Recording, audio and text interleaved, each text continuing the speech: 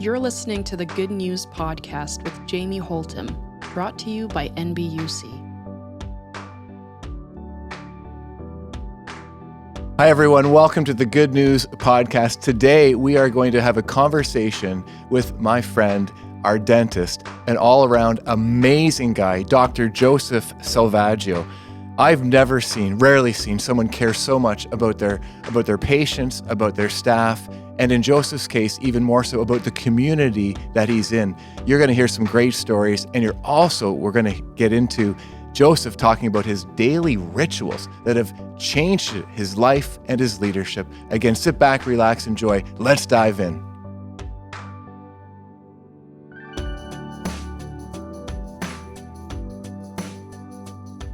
Well, welcome everybody to the Good News Podcast. And I got to tell you, I'm so excited about our guest for today. This is a very good friend of mine, of our family. This is a beautiful man and our dentist, Dr. Joseph Salvaggio. And Joseph, really, really love the way that you do what you do. And we're going to talk a bit more in this podcast about the way that you really do leverage your platform and your business to really bless the community. That's very intentional. And so can't wait to talk about that. But just want to jump in. And it's kind of a fun way that we got connected. And I wasn't sure whether I should tell this story or whether you should tell the story, but I think I'll give you first run at it. So what's your memory of how we first connected? Well, Jamie, thank you for such a warm introduction. What I remember about our introduction, our first meeting, was that you basically barged into my life, calling me on a Saturday. Sorry, just got to get rid of that ring there. No worries. First, you call me on an emergency basis, never met you before. You're telling me that, you're so vain, essentially. Didn't want to be seen with a broken tooth on a Sunday with your congregation. So anyway, that phone call, in all seriousness, was the beginning of an amazing relationship. I think your son Caleb was jumping on you, and you were drinking a beer, if I'm not mistaken. Yeah, exactly. And the bottle chipped your front tooth, and you like, as I said, you mentioned that I can't be seen like this during my homily or with the congregation on Sunday. So I said, no worries, I'm there for you, and I believe we took care of Saturday. You did, absolutely. I think I came in for you on the Saturday, and your son was the assistant of the day. I was unable to bring any auxiliary team members in there, and your son was all suited up. If he could look any more like an assistant, a dental assistant, I would have hired him on the spot. Exactly. But, and I remember asking him as we were getting ready to repair the fractured tooth. I remember as we were setting up, I believe I asked him, I said, Caleb, what do you want to be when you grow up? And he didn't answer. And I said, do you want to be a dentist? He's like, I already am. He was all set up. He had the suction in his hand. He was ready to go. And after we repaired the tooth, I remember you asking, how much do I owe you? And I said, just give me a plug at your homily. And I said that tongue in cheek, No. I think he also told me. Sorry, go ahead. Yeah. Sorry. Oh, at the time, I really, I was seriously joking, but as we move along here, maybe we'll shed some more light on it in this conversation. Yeah. I really want to spread the news of our practice as much as possible. I believe we do really good work, not just physically as far as the dentistry goes.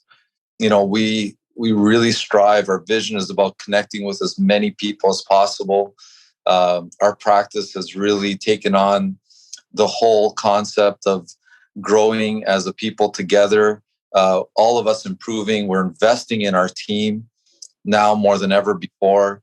As the leader of this practice, I'm really invested in improving the lives of my employees and our patients, of course. Yeah, absolutely. But that basically was the kickstart of an amazing relationship. You know what? And I echo,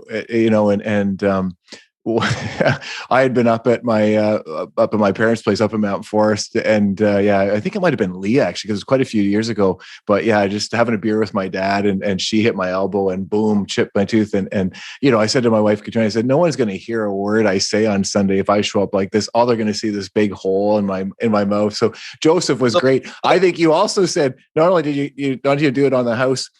Because, hey, maybe we could work together and just partner and share a bit about your business with others. And I'm always glad to do that. I'll tell you why, friends, in just a moment. But also, I remember you saying, and this was so much fun for me to see you with. So vain that it was worth coming in to do it on the Saturday, and which is hilarious. I love your sense of humor. Love who you are, brother. And this experience with Caleb, I think just to really delve a bit into the practice and the way that Joseph really operates. He's created a climate where families can come and be served in a way, because sometimes people are afraid of the dentist, and that's been always a thing that's out there. And maybe we'll talk a bit about that. But our family loves going to the dentist. We had this experience, as Joseph was saying, when Caleb was just young and he was with me, and Joseph involved him in the process, and it was just a beautiful way. The way you interact with people of all ages, it really is a gift. And then, as we got to know each other, I remember, Joseph, there was a day that I was there, and we got into a really deep conversation, and we'll chat about all kinds of things when we're there. It's a good time for you, to ask me questions that I can't answer when you got your hands in my mouth, and you do a great job of that too. But this one, we got very real and very deep, and I forget what was going on, but I think there was just some challenges in your own life, and then it led me to actually share about having lost our son Lucas, and we just I remember crying and chatting, and again this deep moment together where God was kind of strengthening the bond and the connection that we've been blessed to have. And I know you guys came then that next, it was a few weeks before the carnival that we hold in his honor in the summer times, and you guys came that year as a family and had a booth for your business, for your dentistry practice.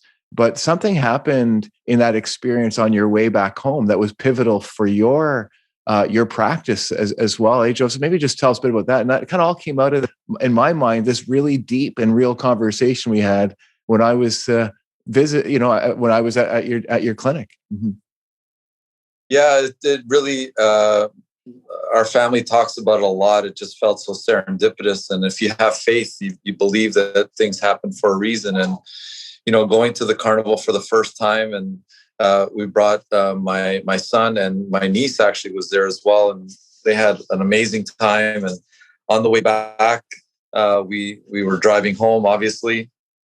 And we encountered a corner airport in Queen where there was a vacancy in the complex located there. And my wife said, that's where you need to move your practice. And I'm like, yeah, but it doesn't seem to be the right fit for me. And she's like, no, you're calling right now. And, at the time, it didn't seem like it was fate. But as we've reflected on it over the years, it just seems like there was a reason. And if you and I hadn't met, and if, we didn't share these conversations about your lost son, may he rest in peace. This would have never happened. And, it's been a stepping stone for me. This location now has become a stepping stone for me for further personal growth, and to see the growth of my team members as well.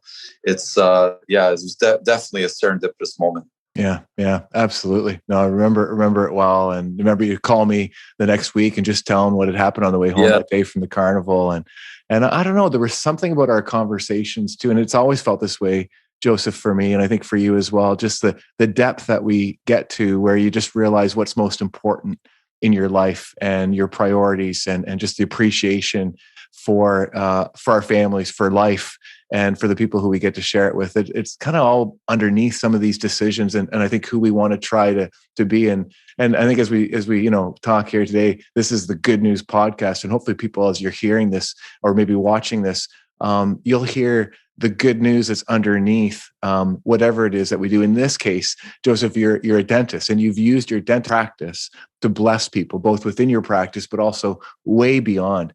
Can we dial it back a little bit and say, how did you end up becoming a dentist? Because I know there's a story there, like there is for all of us, but that's a big decision that you made going into this practice, this profession that you're in. Where did that come from? How did you become a dentist?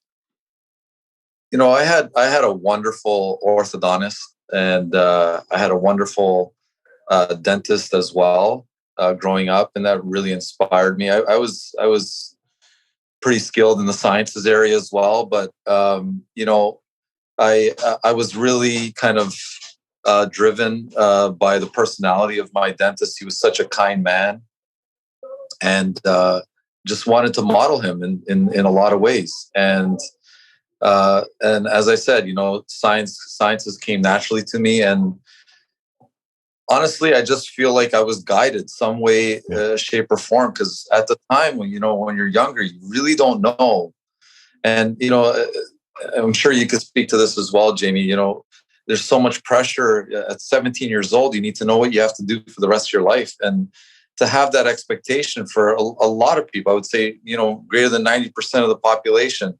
It's very difficult to know what you want to do for the rest of your life at that age. And I really felt like I was guided. And I can't explain it to this day what was guiding me in that direction. But I felt guided. Yeah. And as you pursued that path, how did it evolve to have your own practice and just a bit of the story on where you are today? Mm-hmm.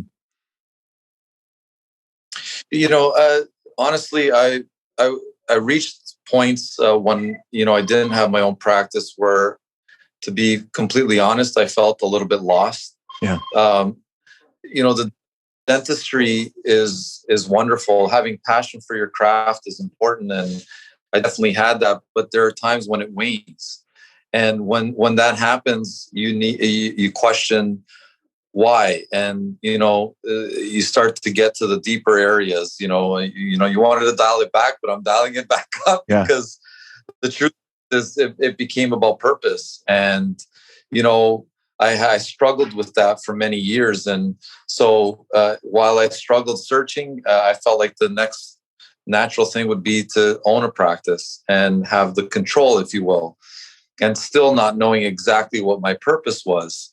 And, I would say in the last year or so, I've really, hitting bottom, if you will, in terms of in that aspect, in terms of purpose.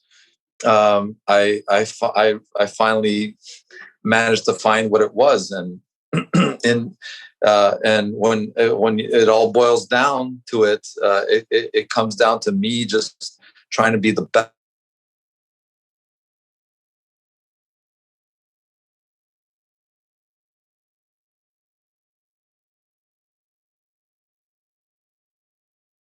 We're a little frozen here. Members. Yeah. And for my patients. And so that's become my why. I just want to get better and better each day. And then I want to have as much of a positive impact on whether it is my team members or my patients to the largest extent possible. Mm-hmm. And that has become my purpose and my why. And I think when you dial back to what led me to owning a practice, I think, I didn't know it then. I have a clear view of it now. Nice. Yeah. Which is really cool, because I think sometimes we feel led to do something and maybe we don't understand every reason behind it at first, but it becomes clear as we go, sometimes as we take those steps. So, people may be hearing this, watching this today, and maybe you don't know what the longer term future is going to be for you, but you know what the next step is. And Joseph, as I've heard your story, and I'm hearing it a little bit today as well, we're not always clear on what the longer term is, but you kind of got a sense of what the next step is. And so just don't be afraid to take that next step. and trust that once you've taken that, then you will have a sense of what's going to come after that and what that next step is. And I think it's a powerful way to live. It isn't easy. It takes courage. But you've certainly exhibited that, and just love the integrity with which you do operate. Just the desire to be a blessing to your staff and as well as to your patients and to the community. And Joseph, this piece, I remember you called me up or texted me on a New Year's Eve back a number of years ago, simply saying, "Hey, I just want to be a blessing to the community." I suspect there was something going on as you're going from one year to the next. It kind of delves into this purpose, which is a piece that God has placed, I think, very deeply within you. You want your life to matter, and you want to make a difference, and you certainly are. And this conversation really was about trying to really support some of the initiatives that are happening in the community of Brampton and beyond. We got connected to the Journey Neighborhood Center. We'll talk about that in just a minute.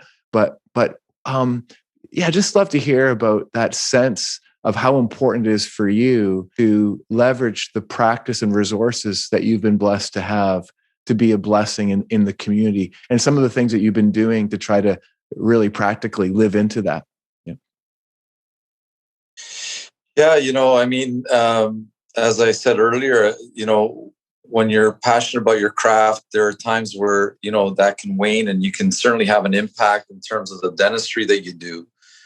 But, at some point, you want to have an impact in other aspects, whether it be, in the community through the journey, or if it's through donations or in whatever capacity.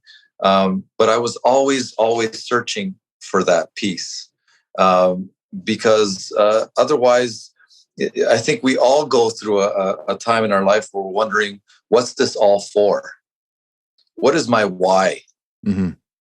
And, at some point, and, thank God I've been given the blessings of, a good life. I have my health. I make a good income. And at some point, it's the income isn't enough. And ultimately, I was searching for impact. Yeah. And in different capacities, not just the physical dentistry. And that's what drives me to this day. And, my plan is I still obviously want to practice dentistry. I want to take care of my patients, but ultimately I want to pull back from the clinic slightly to an extent so that I can have a bigger impact on my team. I get a lot of fulfillment having impact on team members and watching them grow and watching myself grow as a leader. For the longest time, I've only been able to grow within what I call my own guardrails. And it's been frustrating watching myself bounce from one guardrail to the next and not being able to see any change outside of that. And for the first time over the last year or so, I'm starting to see some change outside of my guardrails, because I'm taking faithful leaps into areas I've never been before. And that is growing myself as a leader and different level into the different levels of leadership, so that I can coach others to have a more fruitful and fulfilling life, coach others to become leaders. And then, before you know it, you start seeing this pyramid of impact. Mm-hmm. And I know I'm still at the tip of it. I'm so excited to see where this all brings me. But this is, Jamie, I know we've had these conversations. This is where vision comes in. You don't know what the end looks like. I have an idea. I've got written ideas of what my life is going to look like 5, 10, 15 years from now. I don't know how I'm going to get there. And that's the exciting part, the process.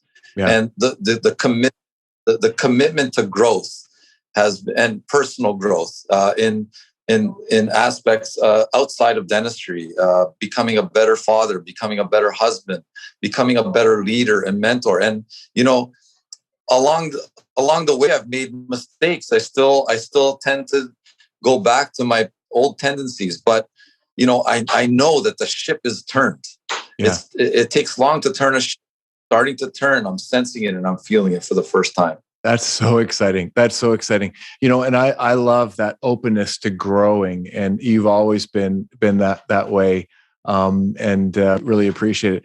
We've just as we think about that, Joseph, just wanted to ask you about you've mentioned God a few times, and just the sense of the depth of your faith and how that impacts who you are in all those roles, as a husband, as a father, and as a leader with your practice. Just the role of faith in your own life, and that's also a piece of. Often we get chatting about that when I'm in, and I just appreciate the conversations we've had around that over the years. Yeah, it's always played a role in my life for sure. My faith in Jesus and in God has been kind of my guiding light, if you will. Yeah. I feel that you can't go on through life without spiritual growth. We've touched on growth as a father, as a husband, as a clinician, as a leader. I allocate time every day. I'm very intentional about my time every day, especially early on in the morning to start my day off right. I have a morning routine. Awesome. That I've implemented last year. And that has been the beginning of a lot of change. And within that morning routine is some spiritual time. Nice. Some meditation and prayer. Things that I've gotten away from over the last 10 years, I've gotten back to, but being intentional and where I'm doing it in my day at the beginning of the day is so important, as opposed to, trying to fit it in the middle of the day or at the end of your day. And, then you're busy and tired and you don't make time for it. And then you don't get the benefits of it then. Yeah. So I'm very about adding spiritual time to my mornings now. That is so awesome. We haven't talked about this one. That's cool. Tony Campolo, he's a Christian author and speaker, and he suggests that you can pray any time of day. Obviously, it's going to be a blessing for you. But his suggestion is to do it at the beginning of the day, like you're suggesting, and because he said it's kind of like tuning the orchestra before they play. And isn't it true? Yeah. It changes how you enter into the day. And can we talk a bit more about this? Because I think this is one of the most important things we can offer people. When you get up in the morning, what is your ritual? What is your routine? Because those little things that you do every day sets you up for a different kind of day than if you didn't do those things. I'm hearing this across the planet from the best leaders, the most productive people, the people who are having the most satisfied lives, have a sense of routine. And usually, to be honest, there's a sense of spirituality, of prayer, of scripture, whatever that might be, devotion, in meditation, as part of that routine. So what's your morning ritual like? Like, what's your routine? What does that involve? This could be a really help for people. Yeah. It tingles down my spine that, we're going to have people listen to this, because, I've tried to share this with my team members, and little by little, I'm getting team members saying, wow, this is changing my life. And so when I wake up in the morning now, like it's interesting, because I've always said that I'm not a morning person until you start a morning routine and you get excited to wake up in the morning. Yeah. Like I can't start my day for the first time in my life. It's been a long time, I should say. It's been a long time, but I'm actually excited to start my day. And the first 10 minutes I start with meditation. And just if I may, as a precursor to that, I'm sure there are a lot of people who are listening saying, I'm not a morning person, and I'm not going to be excited to wake up. If you start a morning routine where there's affirmation and there's, some visualization of the life you want to have, and be very specific of the kind of life that you want to have. And, the biggest challenge is getting up in the morning. Well, there are little tricks that you can do to get up in the morning. You can have your alarm clock across the room. You can make sure you have a glass of water. The scientists are very, very well aware of the fact that we wake up dehydrated. A glass of water rehydrates you, can get you going. because getting up earlier in the morning, even if it's half an hour earlier, to allocate time to this morning routine is really critical. So back to the routine, I start off with about 10 minutes of meditation. And there are a lot of different tools that, maybe we could speak about later on that can help you learn how to meditate. And that's a process in and of itself. After my meditation, I start affirmations. I have some written affirmations about whether it's about certain things that I find challenging that I want to overcome, certain things about self-esteem that I know that if I start writing things down that are more positive will reprogram my brain.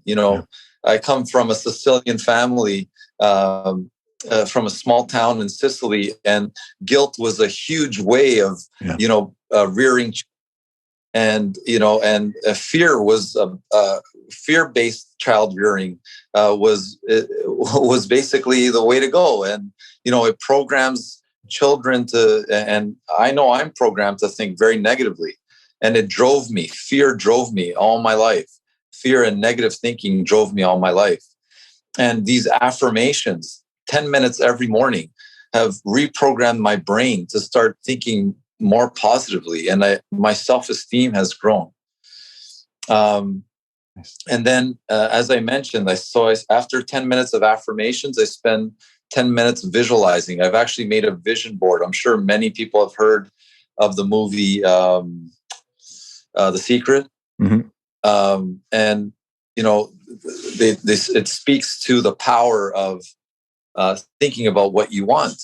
And, most of us want to have, a wonderful family with a good health and, adequate income to have a comfortable life.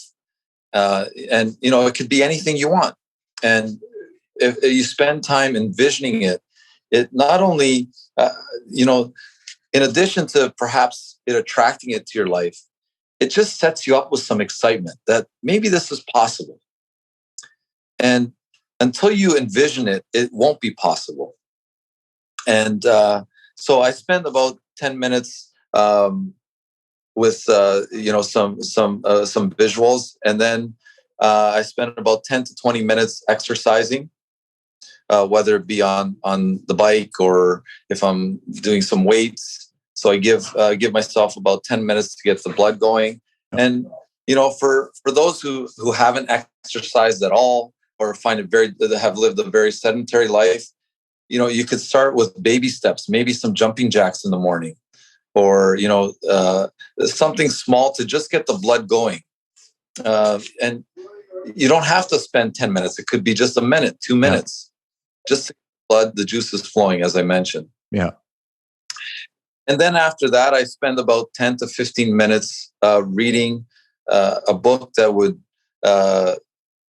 result in some self-improvement. Mm-hmm.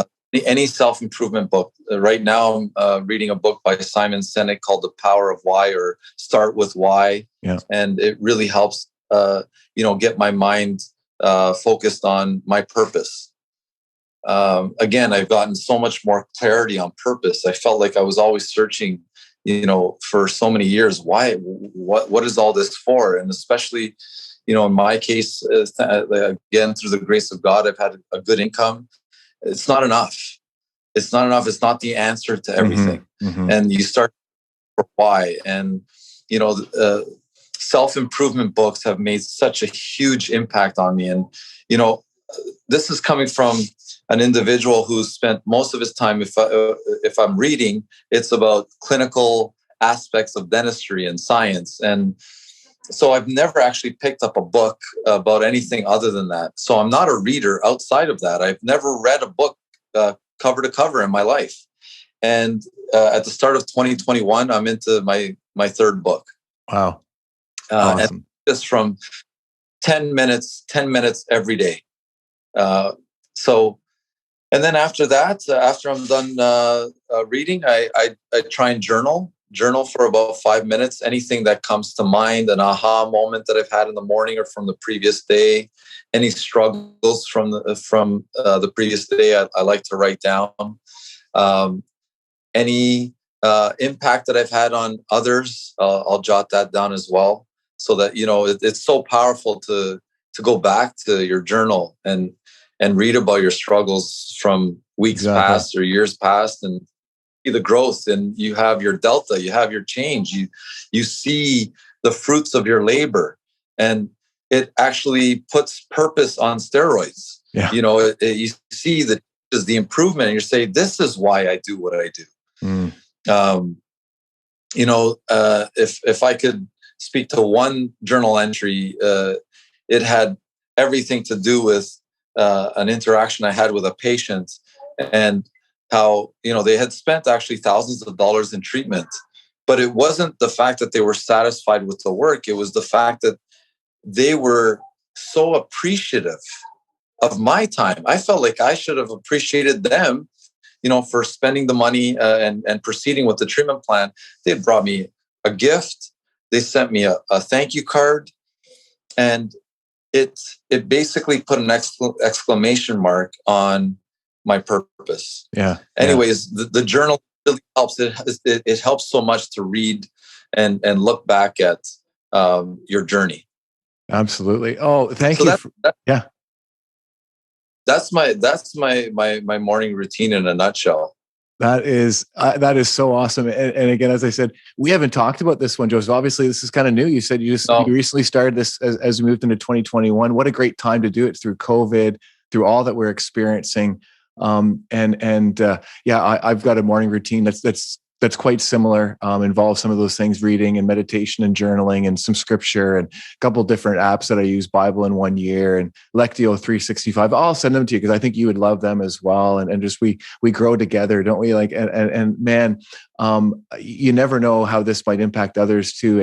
I just really believe that, Joseph, that some people may be listening to this today. Maybe they've been struggling with their life, whatever they do. And maybe things have plateaued a little bit. And I think that's happened for a lot of people through COVID. And these rituals and routines that keep us healthy have become more important than ever before. And so I'm so excited. It's kind of cool because this wasn't really on our agenda for today, but this may be the most important thing that we're going to get a chance to talk about. It's transformational. I know your son Julian is just a beautiful young boy, and I can almost guarantee you, Joseph, that he'll hear you talking about this. He'll maybe see you in the morning. You're planting seeds for the future, and I say that because we always hope and believe that, but also I guess in my own life, this morning routine has been a lifeline for me for many years. And it's been a process. And so, friends, like as Joseph said, don't feel like you got to start with, it's probably close to an hour that you just talked about. Honestly, give yourself 5 minutes if that's all you have, but start with something when you get up out of bed in the morning, or even before you get out of bed. That's more than just checking your phone. You can do better. Like, you really can. It'll change the way you enter into a day. It's so important. I'm going to cry when I tell this, but our middle son, Cameron. Sorry. Yeah, I know. I got a question because I know it's been transformational I can feel it. I can see it. Like the energy in you, Joseph, as you were just explaining it, like the energy was rising as you talked about this routine. And I hope it's okay to say, but we've shared our life at very intimate levels because we're such good friends. I know anxiety has been a challenge for you, as it is, I think, for probably most of us. And my sense is this morning ritual and routine is helping you enter the day differently than just into a day with more anxiety, but rather than that, you're experiencing peace and a strength and an empowerment that's changing you. So I'd love to hear you talk about how that's impacting that anxiety piece, if I could. But just before you do, our son Cameron, who's 18, just this week, like, how relevant is this conversation? He's decided that when he gets up in the morning, he needs some kind of routine, and so he's practicing it. He's trying some meditation and some yoga and some reading and some journaling, and I'm just so excited for him. I keep telling him, like, it's been a really weird year. Like it is for so many. Like, this has not been the year that he had all kinds of plans, playing varsity basketball, going to university, jobs that he was hoping that haven't come through because of this pandemic. But all of a sudden this week, it hit me like, man, if this year was a pause button for him that enabled him to have the time to put in a practice like this that could change the course of the rest of his life, this could be the best thing that ever happened like this year, let alone throughout his life. So really believe in it. I'm excited about this conversation. So glad we've gone here. Joseph, again, if I could, how has this practice, this ritual in the morning, helped with that transforming you as you enter into a day, with the reality that anxiety as a leader, as a running a business, just the pressures that you can feel? How has that been impacted by this?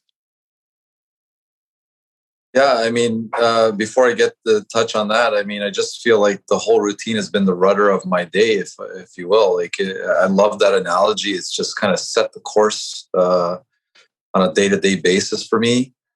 It's kind of been my rock, if you will. Like, it's the affirmations are a big part of it. Like changing the way I speak to myself. The internal dialogue has changed. I'm just more positive, solution based, as opposed to complaining all the time and blaming others and taking responsibility for my life. And when you really take the time to make a very intentional morning routine, your affirmations become very useful, because a lot of the anxiety for me, anyways, has come from my self-talk and my self-esteem. Mm-hmm. And it can be challenging to deprogram how you've been speaking to yourself for so many years, especially if it's been ingrained in you by loved ones. And so you tend to, when you've been told negative things by loved ones for so long, you tend to believe it, and it gets substantiated. And to deprogram your brain, you need to work on it. It doesn't just happen. There's not an event. A process is required, and that process, for me, the most effective one, and I don't think it's exclusive to me. I think, as you've mentioned, the most successful people in the world that you've encountered and read about are all have this morning routine. And as you mentioned as well, like, you can start with like 5-6 minutes. It doesn't have to be waking an hour early. It's interesting though, once you start, and if you really take it seriously and really put it to practice, you'll want to lengthen it. You'll wish the morning routine worse. Yeah. Well, and as you said, you'll look forward to getting up to enter into this routine that blesses you. Yeah, 100%. Yeah. Yeah. Yeah. And you get so creative with the affirmations that you can be so kind to yourself. And when you're kind to yourself, it's just it just opens up new roads for you. And for me, it has definitely with respect to anxiety. I'm not looking at the world as much with fear, and looking at more through the eyes of opportunity. And the morning, like I said, the morning routine and the affirmations have been the critical piece in achieving that. Yeah. Yeah. That's so cool. That's so cool. Well, Joseph, thanks for sharing that, and really proud of you, man. Glad for you. This is a great, not only thing to communicate today, but really glad for you to be experiencing that. That's so awesome. And what I hear is someone, again, that's living into their purpose, that God's purpose is for your life. You are growing, and as you grow, you'll be able to grow those around you and your business, and also that impact on the community. And just want to touch on one more thing, because it's it's been such a blessing to see the way that you have been involved with the Journey Neighborhood Center. For those that don't know, the Journey Neighborhood Center is in Ardglen, Arenda community here in Brampton, an area that just needs some TLC. And our mission is to bring hope and transformation to the Ardglen, Arenda communities. And Joseph, just want to say thank you for your passion to join us in the work that God has called us there. Things are, hope is being offered, lives are being changed there every day through the ministry and the work of the Journey Neighborhood Center. I'd love if you'd share, there's a piece that you have brought to us, and that was a desire to help young people who maybe wouldn't otherwise be able to go off to university, college, post-secondary education. And in this community, that was a rarity because of the funding, almost because of the belief system as well, like that I'm not worthy of that. And so you helped us create a scholarship to give away each year to help young people get to post-secondary, and it's happening. And we're so glad for that. But just tell us a little bit why that was important for you to help bring that to the Journey Neighborhood Center and the work that we're doing there in these communities. Yeah, if I may add, first of all, like, thank you for giving me the opportunity to contribute on those fronts. And I really believe we're just at the beginning of our relationship. Like, as I've mentioned earlier, impact is one of my main values. And I think we're just at the beginning. Why, in terms of the scholarships that we've established, I think hope was a big issue in our Glen. The lack of hope. If you're surrounded by despair and no vision, if there's lack of vision, then where you are is all there is. Yeah. And so I think what we were trying to accomplish was hope for particularly the young in the community. That's where it all starts. And I think it's a small piece, and it's the beginning, and I intend on, along with your partnership, making it a bigger piece. Thanks, brother. Thanks so much, Joseph. It's a privilege to serve this community together, and really glad that we could spend this time together, Joseph. And I just want to say, friends, like this is not a promotion for Salvaggio dentistry. That's not what this is about. This is about sharing good news about a leader, a man of faith, a husband, a father who's growing in his life, in his business, and has a continued vision to bless the community in this world through all that he's doing. So that is what this is about. But I also can't not say that if you are looking for a dentist, you will not be disappointed if you go to see Joseph and his team at Salvaggio Dentistry. Our family and many who we've encouraged to go there over the years have been so blessed. He'll hear someone on his team will fix your chipped tooth on a Saturday. It may not be the drama of Jamie Holtum's situation, but exactly. We'll take care. Yeah, exactly. Joseph, man, I love you so much and appreciate all that you're doing, and really glad that we could have this conversation together. Thanks for being a part of the Good News podcast today. Jamie, thank you so much. I love you too. And if I may just add one last piece about the morning routine and how it relates to anxiety. And absolutely, if I could just say, like, for those who feel like it won't work for them, for those who feel like I don't have that time, I can't wake up, be easy on yourself, be kind to yourself, take the small steps first. Yeah. If I can do it, you can do it. I've been struggling with anxiety for 27 years. I've had moments where I've cried by myself, feeling like I had no hope. And this, I've taken medication for anxiety. I've seen psychiatrists and psychologists. And the truth is, this has been the one piece. And, you may feel like you're not ready, but maybe starting with portions of a morning routine, not all the pieces that we've touched on here, but maybe starting with a couple of pieces may make a difference for you. So I hope that helps. Absolutely. And thank you for giving me the opportunity, Jim. Oh, 100%. So glad. We don't always do this, but it just feels right to close in prayer today with the depth and the level of conversation that we've had for you, but also for others as well. So let me just close in prayer before we close off today. Thank you. Yeah, absolutely. Yeah. Loving and gracious God, thank you for this conversation. Really believe that your Spirit has led us. Thank you for Joseph and his practice, for calling him into the dentistry practice, and for the way that you've led him every step of the way, and certainly are today, for the blessing that he is to his staff, to his guests, the patients, and especially to this community initiative like the Journey, and the way that he is helping support and resource ministry, bringing hope and transformation there. And for this ritual starting our day with intention, entering into it with you, finding your peace and those words of affirmation and empowerment as we begin a day with you.